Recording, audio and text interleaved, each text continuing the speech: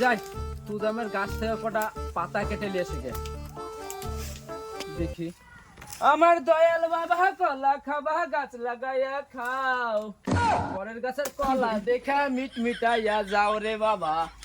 যাই বাগানটা থেকে একটু ঘুরে আসি, মেলা দিন তো যাইনি বাগানে। একা শালির বিটি শালিরা আছে, বাগান নষ্ট করে এলো পাতা মাথা কেটে। এমন জ্বালা সব শালা বুকাতে যাবে।